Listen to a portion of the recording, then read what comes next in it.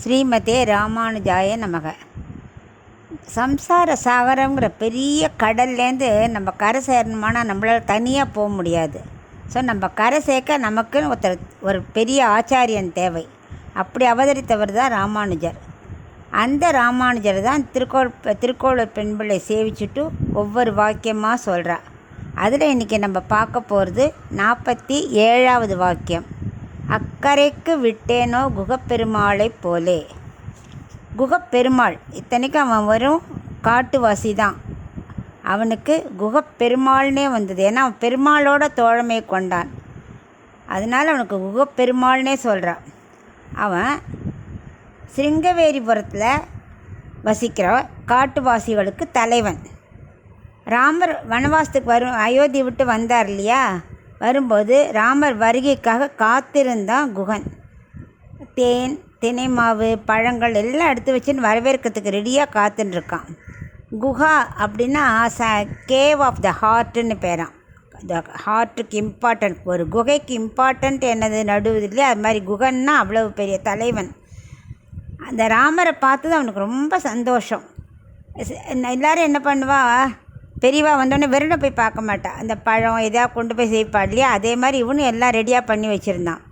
But ராமரை சேவிக்கிறது பார்க்கறது இவனும் முதல் தரம் இல்லை. முன்னாடியே அவன் குகனும் ராமனும் சந்திச்சிருக்கா. எப்படின்னா, ராமர் ராஜகுமாரனாக இருக்கும்போது குதிரையில் காட்டுக்கு வருவாராம். அப்போ என்ன ஒரு அழகாக இருக்குன்னு கற்பனை பண்ணி பார்த்தாலே தெரியுது. இப்போ நம்ம பெருமாள் கோவிலில் பெருமாள் வாகனத்தில் வரும்போதே குதிரை வாகனத்தில் ஜம்முன்னு இருக்குது. அப்போ ரியலாகவே ஒரு ராமர் குதிரையில் வரும்போது எப்படி இருக்கும்? அந்த திரண்ட தோள்களும் அந்த சிகையும் காற்றுல பறக்கிறது பார்க்குறதுக்கு காண கண்கோடி வேணும் இல்லையா? ஆனால் முதல்ல குகனுக்கு அது தெரியாது. யாரோ வரான்னு இந்த காட்டுவாசிகள் சொல்கிறது. பாரு, யாரோ வரா இங்கே அப்படின்னோடனே யாரும் திருட மாதிரி யாரானு இருக்கும் போருக்கு. சரி, நான் விசில் கொடுத்தா நீங்களாம் அவனை சூழ்ந்துட்டுருங்கோன்னு குகன் எல்லாருக்கும் முறையிடுறான். எல்லோரும் ஒளிஞ்சுட்டுருக்கா. இவனும் ஒரு இடத்துல மரத்தில் ஒளிஞ்சுட்டுருக்கான். அங்கே ராமர் ராஜகுமாரனாக ஜம்மன்னு குதிரையில் வந்துட்டுருக்கார். கிட்டக்க வரைச்சே பார்த்தா அசந்தே போயிட்டான் குகன். என்ன கேட்கணுமா, கம்பீரமாக அந்த குதிரை மேலே அப்படியே சிகையை காற்றுல பறக்க இறங்கினோடனே அப்படியே கையை கூப்பிட்டான். அப்படி ஒரு காம்பீரியம். புருஷோத்தமனாச்சே, கேட்கணுமா அழகுக்கு. குகன் ராமர் அழகில் மயங்கினது ஒன்றும் அதிசயமே இல்லை. அவன் என்ன பண்ணான், விசில் அடிக்கவே மறந்து போயிட்டான். அந்த அளவுக்கு அவனுக்கு தெரிஞ்சு போச்சு. உடனே ராமரை பார்த்து விழுந்து சேவிச்சா ராமர் அவர் அப்படியே கட்டின்ட்டார். அந்த அளவுக்கு இவன் 2 பேருக்கும் அப்போவே பரிச்சயம் ஆகிடுது. அப்புறம் இப்போ வனவாசத்துக்காக காட்டுக்கு வரும்போது அவன் பழம், தினை எல்லாம் கொடுத்துட்டு ராமர்கிட்ட சொல்கிறான், இதுவும் காடு தான், உங்களுக்கு காட்டில் தானே வாழணும். ஸோ இந்த காட்டிலே நீங்கள் 14 வருஷம் என்ன 1000 வருஷம் கூட நீங்கள் இங்கேயே தங்கிடலாம். இந்த சிருங்கவேரிபுரத்து மக்கள்லாம் நீங்கள் சொல்கிறபடி கட்டுப்பட்டு நடப்போம். நீங்கள் ராஜாவை இங்கே ஆண்டுண்டு வாங்கோ அப்படின்னு அவன் சொல்கிறான். ராமருக்கு மனசில் ஒரே சந்தோஷம். எப்படிப்பட்ட குகன் பாருங்கோ. காட்டுவாசியாக இருந்தால் கூட எப்படி பேசுகிறான். திருமங்கை மன்னன் சொன்னாரே குகனை பற்றி, ஏழையான குகன், ஏதலன். அதாவது பெருசாக மரியாதையெல்லாம் அவனுக்கு ரொம்ப தெரியாது. ரொம்ப ரெஸ்பெக்டிவ் வேர்ட்ஸ் எல்லாம் போட்டு பேச தெரியாது. ஆனால் எவ்வளவு மரியாதையாக நடந்துக்கிறான். இத்தனைக்கும் அவன் காட்டுவாசி தான். அப்படி இருந்தும் கூட அவனோட பக்தியை பார்த்து ராமர் தோழமை பூண்டாரே அப்படிங்கிறார் திருமங்கை ஆழ்வார். அவர் சொல்கிறாரே, ராமர் லக்ஷ்மணருக்கு நீ தம்பி, அதனால் எனக்கு நீ தம்பி. சீதாதேவிக்கு நீ தோழி, இப்படி அதனால் எனக்கு நீ தோழன். அப்படி ஒரு வாத்சல்யம் அவருக்கு குகன் மேலே. கண்ணீர் மல்க ராமா, அப்படிலாம் சொல்லாத, நான் என்றைக்கு தொண்டனாக தான் இருக்கேன் அப்படின்னு அந்த குகன் சொல்கிறானாம். நீ இங்கேயே தங்கினா போகிறோம், நான் உனக்கு எல்லாம் பண்ணித்தரேன் அப்படிங்கிறானாம். அப்போ ராமர் இல்லை, நான் இங்கேயே தங்கினேன்னா அயோத்தி மக்கள் அடிக்கடி வருவா. அப்புறம் நான் காட்டில் இருந்த எங்கள் அப்பா தந்தைக்கு கொடுத்த வாக்கை மீற முடியாது, நான் கிளம்பி போகணும் அப்படிங்கிறார். அப்போ இன்றைக்கி ராத்திரி மட்டும் இங்கே தங்கிட்டு போகலாம் அப்படின்னு சொன்னோடனே அவர் ஒத்துன்றார். ஒன்று ராத்திரி ராமர் சீதை படுக்கிறதுக்காக நல்ல பூக்களாக பறித்து இலையெல்லாம் சாஃப்டாக எடுத்து முள்ளுகள் இல்லாமல் நல்லா படுக்கை அமைச்சு அதில் பெருமாளின் தாயார் படுத்துக்க சொல்லி ஏற்பாடு பண்ணுறான் குகன். பாவம், சீதைக்கு இது மாதிரி படுத்தே பழக்கம் இல்லை. ரொம்ப வெக்கப்படுறா. ஏன்னா இது பப்ளிக் பிளேஸ் ஆச்சே. அவளுக்கு அது மாதிரி அவள் வந்து அரண்மனையில் பட்டு மெத்தையில் அந்தரங்கமாக அந்த புறத்தில் படுத்தவ. அது தலானியும் இல்லை. அவளுக்கு எப்படி படுத்துக்கிறதுனே தெரியல. ராமர் அவளை பார்த்து சிரிக்கிறார். ஓ, தலானி இல்லையா, படுத்துக்க தெரியல, இந்த என் கையை வச்சுக்கோ அப்படின்னு புஜத்தை கொடுக்குறாராம்.